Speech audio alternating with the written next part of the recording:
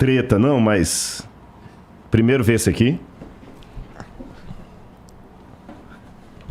Quase que eu dei um pulo, cara. Olha, já dizia o sábio Salomão, ninguém é hétero quando a barata é voadora, né? Mas por que eu tô mostrando a barata? Você vai entender. Tá bom.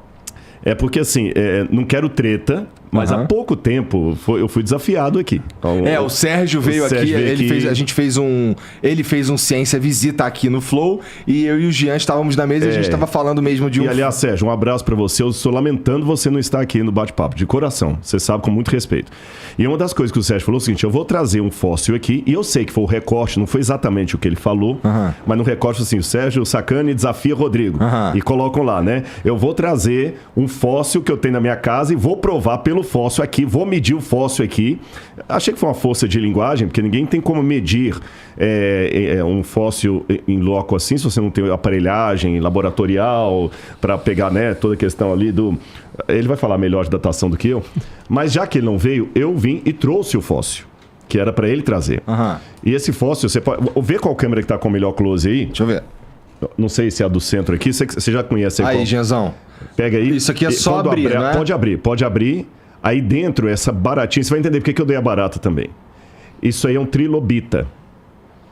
É um trilobita. Pô, cara, isso daqui é só umas ranhuras que tu fez na pedra. É umas ranhuras, é um trilobita. Aqui, não é não, família? Olha aí, dá pra ver, gente? É um dos mais antigos tipos de fósseis que existem. Lembrando, bem claro, que eu não sou paleontólogo, então essa é uma área que eu namoro com admiração à distância, mas não sou especialista nela. Só que, olha que interessante. Eu vou deixar até que o Marcos fale mais sobre isso. Um fóssil desse, por que eu coloquei a barata?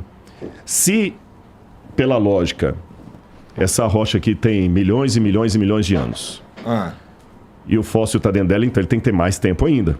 Lógico. Se você pega uma caixa e coloca cimento em volta, e o cimento tem 400 anos, a pessoa que está ali tem que ter no mínimo 400 anos, porque o cimento está fora. Concordo.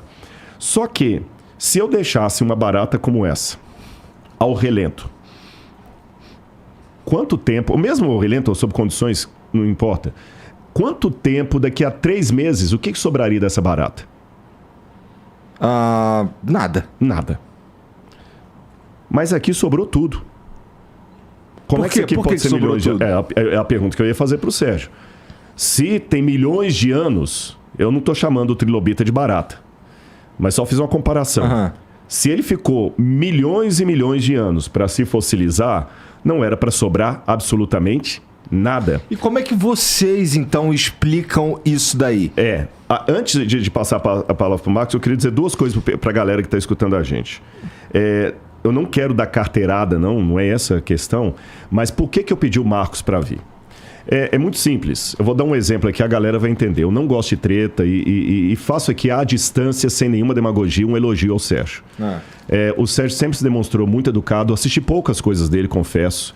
Mas sempre se demonstrou educado, diferente do Pirula, por exemplo, que é desbocado, que quer ganhar no xingamento, no palavrão. Acho que, sabe? Você já tretou com o Pirula, cara? Ele tretou comigo, eu não tretei com ele. Ele tretou, você tá entendendo? Aí fala com minha vaquinha, porque eu não vou dar nenhuma resposta pra ele. Com quem? Fala com quem? Fala com minha vaquinha. Entendi. Não, sério, porque eu acho o seguinte, quando o camarada começa a xingar palavrão, é porque ele já não tem argumento.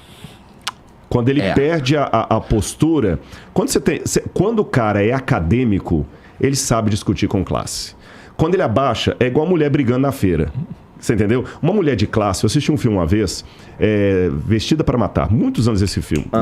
E eu lembro de uma cena que era uma menina que ela era toda doida, delinquente e tudo, e aí ela pensa que morreu, ela foi condenada à morte, mas o FBI fala assim, olha, você não morreu, a gente deu uma injeção só para descansar, mas aquela morreu e você vai se tornar uma assassina de aluguel e você vai viver. Ela aceitou, e ela foi treinada por uma mulher lá do FBI. Filme.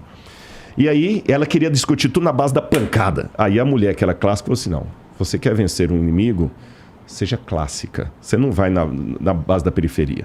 Sabe? Eu aprendi esse detalhe com esse filme. Eu acho que a gente tem que ter postura. Se o que eu falo procede, eu não preciso xingar sua mãe, te xingar de que você fala porcaria. Isso, em filosofia, e quem é acadêmico sabe o que eu estou falando, se chama argumento ad hominem. É uma falácia.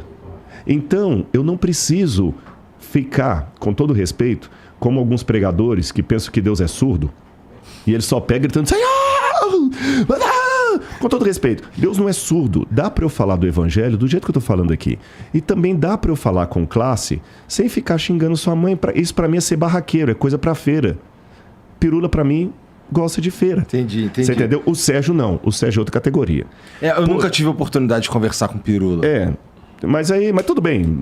Jesus mandou a gente orar pelos inimigos e orar por quem nos persegue. E eu tenho que botar o evangelho. Inimigo é meio forte também, não é? Não, inimigo não é assim, mas também o cara que fica falando que eu só falo B, não vou falar que ele é meu amigo. Ele pode ser outra categoria, mas amigo também não é. Né? Mas tudo bem, não tem problema não. Eu nem queria falar do Pirula. Tá. Paz e amor pra você, fica na paz, continua me xingando aí à vontade e vai falando com minha vaquinha. Agora, com relação ao Sérgio, o que acontece?